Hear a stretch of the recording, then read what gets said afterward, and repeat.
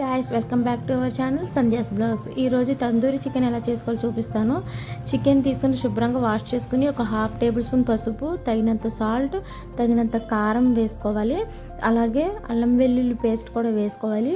ఒక table spoon అల్లం వెల్లుల్లి పేస్ట్ వేసుకున్నాక ఒక టేబుల్ స్పూన్ పెరుగు వేసుకోవాలి. దాన్ని బాగా మిక్స్ చేసుకోవాలన్నమాట. ఇక్కడ ఒక లెమన్ కూడా పిండుకున్నాను నేను. లెమన్ కూడా వేసుకోవాలన్నమాట. తర్వాత గరం మసాలా లేదు అంటే తందూరి మసాలా, ఏదో ఒక ఆల్టర్నేటివ్ ఇంట్లో ఏది ఉంటే ఆ మసాలా వేసుకోవచ్చు. తర్వాత కలుపుకొని మ్యాగ్నేషన్ చేసుకోవాలి, పక్కకు పెట్టుకోవాలి. ఒక 10 మినిట్స్ అట్లా చేసుకుంటే చాలు.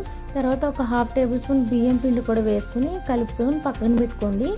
అదంతా అయిపోయాక, మ్యాగ్నేషన్ అంతా అయిపోయాక ఎయిర్ ఫ్రైయర్లో పెట్టుకొని దానికి బటర్ అప్లై చేసుకుని ఎయిర్ ఫ్రైయర్లో 30 మినిట్స్కి 200 డిగ్రీస్లో పెట్టుకొని ఫ్లేమ్లో ఆన్ చేసుకోవడమే.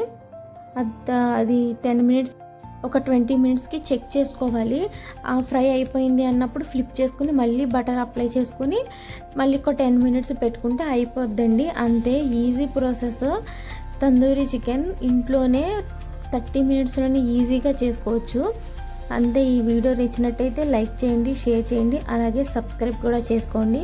Thank you. Bye bye.